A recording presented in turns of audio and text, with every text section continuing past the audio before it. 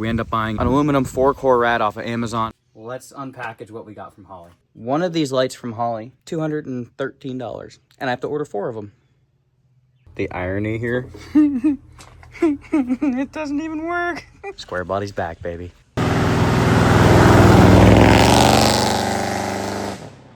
We have here, must be some hooligans. Hey, wanna go for a ride in my Square Body? Yeah.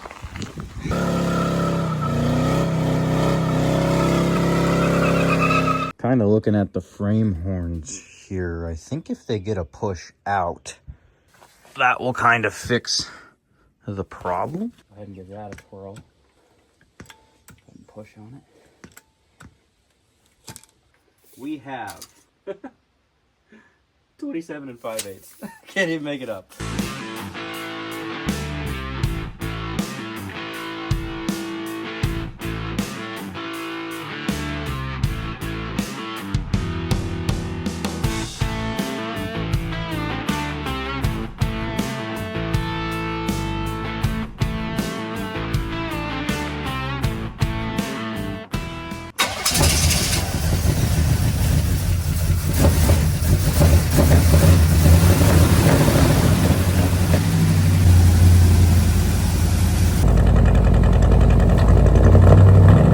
Well, at the end of the last video, it's come to my attention that, unfortunately, my radiator that I've had laying around for a while must have picked up a leak because she's low on fluid, and I noticed it was dripping in the last video. So we're gonna put another one in it. Now, if you guys do remember, this is just a tiny little dinky 2-core rad. There was a nice big 4-core in it at one point. We put that radiator in this truck when we went on Power Tour in 2022. It was a huge upgrade. The biggest problem is over time, though, over the last couple of years, that picked up a leak. And then what ended up happening last year is that I decided that I wanted the trans-cooler and trans-cooler lines that were in this truck out of this truck to go into the crew cab. We did a whole video on swapping everything over. We ended up buying an aluminum 4-core rad off of Amazon. It's been in the crew cab. It's been great. I opted to go ahead and follow through and buy another 4-core for this truck, because last year when I took the 4-core out of this truck, I knew at some point I wanted to put another 4-core in it. So I have another one now. So the big difference between this aluminum radiator and the one that's in the crew cab, and I specifically ordered this one for this specific reason, is the location of your transcooler lines. These ones are on what would be the passenger side, which is normal. On a lot of the big 4-core stuff, they switch it back over to the driver's side. You see that on the 6.2 trucks. And the reason why I ordered it to have it on the passenger side instead of the driver's side was because I don't have all the stuff here to put together a transcooler for it. So for right now, it's going to go in and we're going to upgrade on the rad size, which is great, but I won't have to make any line adjustments or configure new lines to run over to, what would be the driver's side.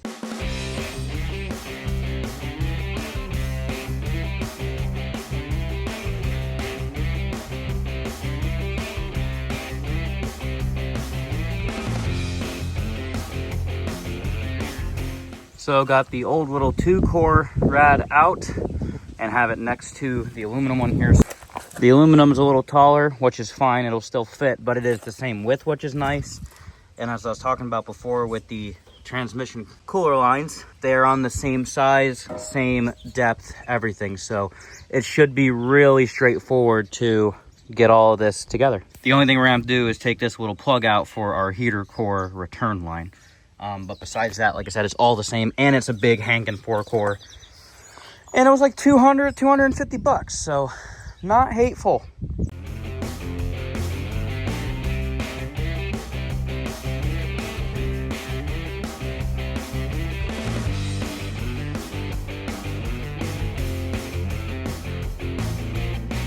Alrighty. New aluminum radiator is in, all plumbed up, everything lined up pretty good. The only thing I will say is watch yourself with the original brackets here. I had these fully loose to get these down over the rad support and get these bolts in and then snug these up.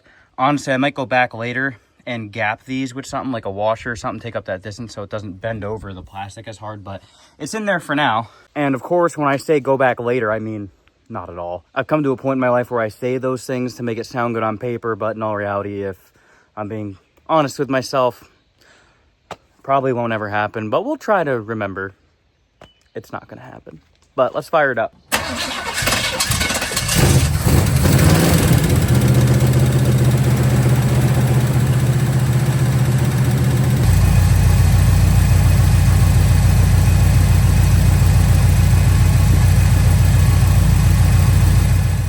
Well, this thing is staying nice and cool now with that big 4-core rad. Now it's time for the next upgrade that just showed up here in this box. It's from Holley, but it's not what you think it is. It's not speed parts. We revealed in the last video that obviously we put the 85 to 87 grill back in it, making this truck period correct, which has its ups and downs. I was always partial to the 89 to 92, 93 noses, mostly because of my dad's truck growing up. I was just obsessed with that nose, thought it looked good, but decided to go a different direction with this one. And what we have inside the box is really going to help this thing out. So with obviously putting this 85 to 87 nose on it, it's going to have your stack headlights versus the side-to-side that it used to be. I didn't have the regular lights to put in to fit in here, and when I pulled this thing from the junkyard, it had the LED lights. Now, I'll be honest with you, the LED lights are nice and bright, but the circle in the square hole looks stupid. Like, makes me want to gouge my eyes out and drink 3 gallons of bleach. Stupid. And yes, am I being a little dramatic? Absolutely, but when it comes to this truck, if there's one thing that I absolutely cannot do, is have it look stupid. Disregard the miscolored doors and the box and the cab, and that's fine. The miscolored paint is one thing. The circle LED light in a square hole just doesn't sit right with me. So let's unpackage what we got from Holley. We ordered up the retro light kit from Holley. I was doing some research, and I kind of wanted to keep the LEDs in these because the halogens, they're just not good. So we ordered up the lights, which I'm super pumped up about. Well, I'm no longer as excited considering I opened the box and there's one freaking light in it. Seriously? Are they $200 a piece? So, just read the fine print on the order. One of these lights from Holley, $213. And I have to order 4 of them. The irony here. It doesn't even work. I can't make it up. Thanks, Holley. You'll be getting your $220 light shipped back to you. Plan B, what do we got? Ironically, it seems that the lights out of the Cutlass are also the 4x6 that we so require. I'm thinking let's grab an extra set of these that I have laying around and see if we can make it work. Well, since the Holley lights don't seem like a favorable option, here is what we came up with. The lights out of the Cutlass will all fit in these. They are the same size. I did do something a little different. This is going to sound weird for a second, but hear me out. So with these lights, these are the 2-prong and the 3-prong light. You got your lows, I believe, and then your highs. And it takes a different style prong plug than what the other grill did. So this is the old wiring that would plug into the back of the lights on the old grill. I decided to keep these. There is a chance that somewhere down the line and in the future, that style grill goes back in this truck. Not 100% sure if that's going to be the case or not, but what I did is I soldered the 2-plug and the 3-plug into the highs and lows of the harness that's currently existing in the truck with our relay. And basically this relay allowed us to have both the highs and the lows on at the same time. So all I did was wire this new harness in for the, your low beam and your high beam into the old harness so that it works on the relay, and we'll still be able to have all 4 lights on at the same time, which I really, really dig. Am I a fan of the halogen bulbs? No, but I'm sorry, I refuse to pay $800 that it would be to get the retrofit Holly lights. And I don't know about you, but spending $220 on a light that doesn't work is really, really agitating to me. So I'm gonna send it back and get my money back, and we'll take that $200 and invest it elsewhere. Just like that, we got another new windshield in the truck. A big thank you for Dylan to come out and put this windshield in. It's nice having someone that's a little more methodical and, you know, has a little bit more experience with the delicacies. As you guys know, I'm not a very delicate person. And here's the old one. What breaks my heart is losing the Power Tour sticker for both years, but it's just part of the process, I guess, because there's no saving that. But who knows, maybe we'll get lucky and be able to come up with another one at some point. So good to have this truck back together and running. It's unfortunate that the front end ordeal fiasco happened, but it's just part of the journey. And honestly, I don't know why, but the 85 to 87 grill is really growing on me, and I really like the added touch of the like bumper covered ordeals. These were initially on the crew cab, and we traded them for the cow catcher. Well, there ain't nothing left to do now but go put this old girl back to work.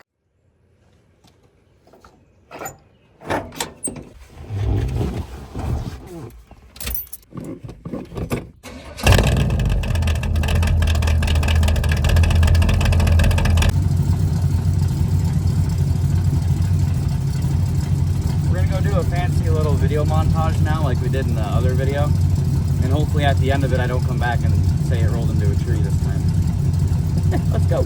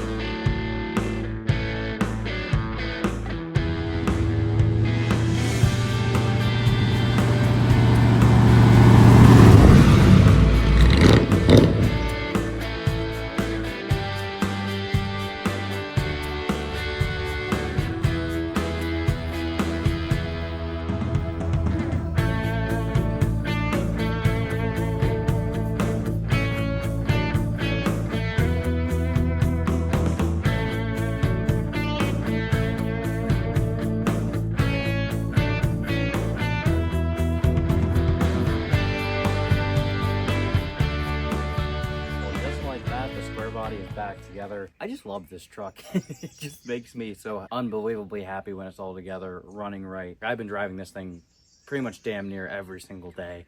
It's not too often, honestly. I kind of feel bad for the Dodge and the crew cab because I pretty much really don't drive them.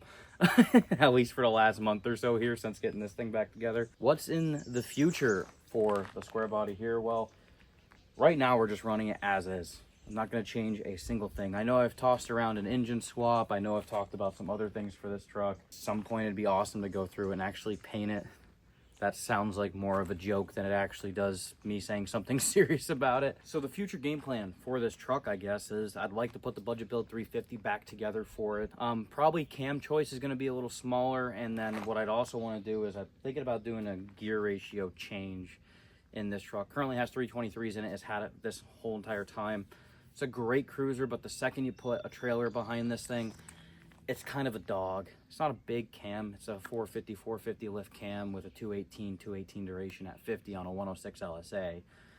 So it's not a big hellacious cam, but it wants to start making, you know, peak torque and peak horsepower past like 3,200 RPM. The truck also has a 2000 stall converter in it. They all just, when you're driving the truck empty, it honestly is good enough. The second you put a trailer behind this thing, I mean, this truck is just, it's not what I need it to be. And the reason why I'm really thinking about getting this truck back together to be more of a truck, at some point here within the next year or two, I'm thinking the crew cab's gonna go under the knife and finally get her heart transplant. That truck currently has a TBI 350 in it. And I mean, we beat the snot out of that truck trying to pull stuff. And she's a trooper. She really is. But if things pan out in the next couple months here, we have a potential to pick up a few different options as far as driveline stuff and an engine transplant that I'm just really pumped about doing that I think you guys are gonna really like. So if that starts coming into the forefront here and the ball kind of gets rolling in the background on that for us, this truck basically needs to be put together before I'm willing to gut the crew cab. As you guys know, the Dodge really is in no shape to necessarily be doing truck-esque work as far as pulling a trailer, especially on long trips. I pull trailers around here locally with that truck, but even then it's still kind of and that truck needs way too much work in order to get that truck what it really needs to be. The closest truck, and the truck that I know I can trust because I've been through it top to bottom, is, well, as you guys know, this one. So the biggest changes would be getting rid of the 14 bolt semi floater in the rear. We have a full floater 14 bolt with 373s in it. That would probably get swapped into this. We'd have to do a front gear change, obviously, with it being a 4-wheel drive truck. But getting 373s in this thing, and then getting the budget build 350 back together, a decent set of heads that we're going to put together for it, and picking out a cam that's a little more friendly, that's going to help with, you know, picking up a couple foot-pounds of torque down in the lower RPM range. That's going to be the upcoming future. Is that going to happen within the next couple months? No, it's probably going to be sometime next year. In all reality, for the rest of this year and for going into part of next year, probably, we're just going to be looking to just run this truck exactly the way it is, unless something happens with the crew cab and it's determined that it's do or die, I need this truck. That's kind of where we're at with the Square Body.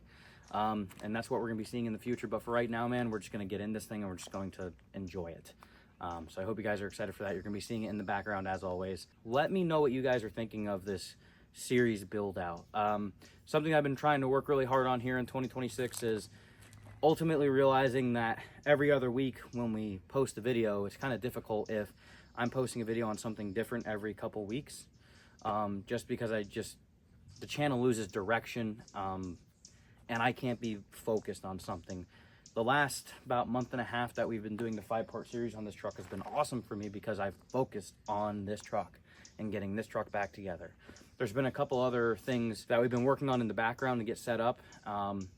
And basically what I'd like to ask you guys is, if this series ordeal is working for you guys are liking how we're doing this, it's, you know, we're being able to tell you guys the whole story in a series. We're not jumping around from video to video on, you know, subject to subject. Definitely let us know. I'd really love to hear your input on that. As far as videos for the upcoming couple of weeks here, in 2 weeks from now, we have a video about trying to get this truck and the 2 other trucks to a car show. The crew cab kind of had a little bit of a situation with that truck, so we'll have to address that problem and fix that. That'll be in 2 weeks, and then 2 weeks after that, we're gonna have an announcement video. There was a poll that I ran last week for you guys asking what you kind of wanted to see next after we kind of work through all this thing's issues, and we need to sit down and have a conversation about what you guys voted for and what my game plan is as far as projects for the rest of 2026. All right, I'm done rambling. We'll catch you next time here on Boneyard Revivals. Remember to get out in the shop and keep wrenching on those projects your dreams do not work unless you do. We'll see you next time. Thanks for watching.